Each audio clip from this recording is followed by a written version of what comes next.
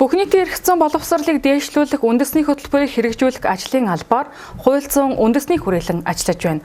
Хөтөлбөр нь 2018-аас 2023 хүртэл 2 үе шаттайгаар хэрэгжиж байна. Энэ хүрээнд эрх зүйн боловсрол, эрх зүйн сурталчилгаа, эрх зүйн сургалт, эрх зүйн туслалцаа, эрх зүйн судалгааны чиглэлээр явагдаж байна. Нэгдүгээр үе шат нь 2020 он хүртэл үргэлжлэх бөгөөд бүх нийтийн эрх зүйн боловсролыг тасралтгүй дээшлүүлэх тогтолцоог бүрдүүлэх юм байна. Иргэд эрх зүйн боловсрол дутмаг байгаагаас болж хохирчулдаг, мөн гэмт хэрэг хийх зэрэг эрсдэлд ордог. Хуулиар олгогдсон боломжоо ашиглан зөрчигдсөн эрхээ сэргийлэх, аюулгүй байдлаа хамгаалах явдал дутмаг. Өөр тулгарсан асуудлаа хуулийн хүрээнд шийдэх идэвх чадах муу байгааг судалгаа харуулжээ. Тиймээс эрх зүй иргэдэд ус агаар мэт хэрэгтэй байгааг энэ цаг үе харуулж байна. Сүүлийн үед гэмт хэргийн гаралтыг төрлөөр нь авч үзвэл орон байр болон малын хулгайн гэмт хэрэг 10%-аар өссөн гэсэн мэдээлэл гарчээ. Энэ тоо бол зөвхөн Дорнод аймагта хамааралтай тоо юм. Малын хулгай нэг дахин өсч эзэн холбогдогчоор 500 гаруй иргэд бүртгэгдсэн байна. Нэг талаас харахад иргэд хууль эрх зүйн мэдлэг дутмаг учраас гэмт хэрэгт холбогдох, нөгөө талаас нь иргэдийн амжиргааны түвшингээс үүдэлтэй гэж үзэж байгаамаа. Нийгмийн амьдралын өөрчлөлтүүдээс шалтгаалаад иргэдийн хууль эрх зүйн мэдлэг дутмаг байна. Манай ард иргэд маань болохтой зэрэг цаг тухай бүрдэн мэдэгдэлгүй. За энийг удаашруулж дарагдуулсан энэ шалтгааны улмаас бол одоо гэмт хэрэг илрүүлэлт одоо багасж, гэмт хэргийн уул мөл арилсны улмаас одоо гэмт хэргийн илрүүлэлт одоо багасж байгаа ийм шалтгаан нөхцөлтэй байгаа.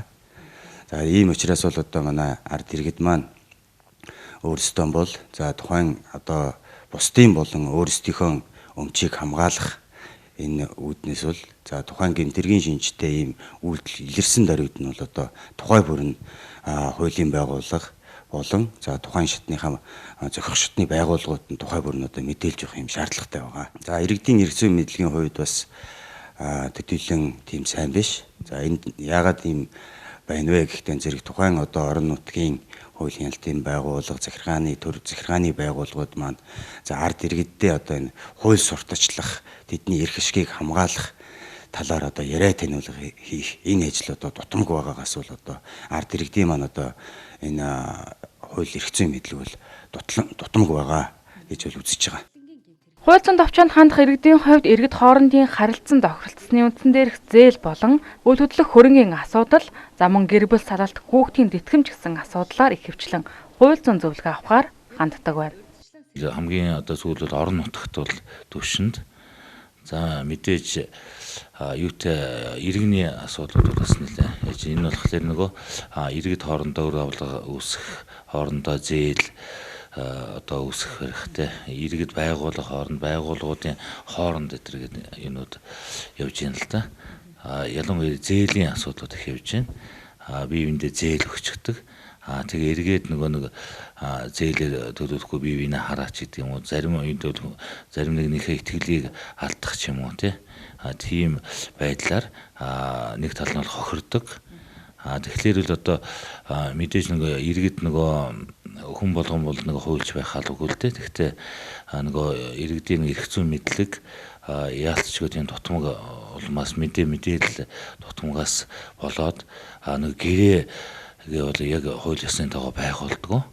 Зүгээр амаар ингээд тохирооч гэдэг юм хоорондоо хэлцэл ингээд явцдаг. Тэгээд бие биендээ итгэх замаар тэгээ эргээд янз бүрийн асуудал гэдэг юм уу хоорондоо бие биендээ зээлсэн мөнгө шийдэг юм уу хоорондоо харилцсан төрөнгөө асуудал маргаан гарахлаар юу байдгүй яг хууль ёсны гэр хэлцэл хийсэн юм байдгүй. Иргэд эрх зүйн мэдлэг боловсрал дутмаг байгаа учраас ажил амьдралаа сайжруулж чаддаггүй. Үүнээс болон эдийн засгийн болон сэтгэл санааны хохирол амсаж байгаа жишээнүүд иргэдийн амьдралд байсаар байна. Тэгвэл хуулиа мэддэг эрх зүйн боловсралтай хүн хуудуутай явдлын золиос болохгүй гэдэг. Бага ойлгүй дээ. Мэдээ чинь хууль мөлийг сайн мэдэхгүй болохоор ч одоо тийм юм чинь яхалаа тийм зөндөл байдаг байлгүй дээ. Телевизээр нэг хаяа нэг яхаас яг манай аймгийн юу ч гэдэг нэг актер мэддэггүй шүү дээ. Тэрнээс тий. Телевизээр л хаяа хардаг болохоор яг аймгийн нэг тийм зориулсан нэвтрүүлэг байгаа энэ төр гэж бол мэдчих юм байхгүй л. Яг өөрийнхөө амьдрал дээр үйл ажиллагаан дээр ажил хөдөлмөр дээр ингээд шаардлагатай тохиолдолд бол хууль эрх зүйн асуудлаа бол өөрөө судлаад бол гарцаа бол гаргацдаг. Харин зөвхөн нийтийг нийтийн дунд нийгмийг ингээ анзаарч хахад хууль шүүхийн тогтолцоон дээр ч юм уу эсвэл одоо ажил хөдөлмөрийн талбар дээрээ ч юм уу хохирж үлдэх тийм тохиолдлууд бий. Ялангуяа байгууллага дотор байгууллагын дүрм журмаа мэдэхгүй эсвэл хөдөлмөрийн харилцааны асуудлаар ч юм уу төрийн албаны хуулийн асуудлаар ч юм уу тэр мэдлэгийн хомс байдлаасаа болоод олдож байгаа боломжийг ашиглаж чадахгүй. Нэг бол нэг талаас, нөгөө талаас болохоор өөрөө мэдэхгүйгээр ямар нэгэн тийм зөрчил гаргацсан байдаг. Иймэрхүү тохиолдлууд бол одоо практик дээр бол зөндөө анзаарэгддэг. Өөрт хэрэгтэй ч гэхгүй ер нь иргэн хүний хувьд тэр иргэний эрх үүргээ бүгдийг мэддэг байх хэвээр төрийн одоо хуулийг ядаж л ямар хуулиуд одоо Монгол улсад хэрэгжиж байна.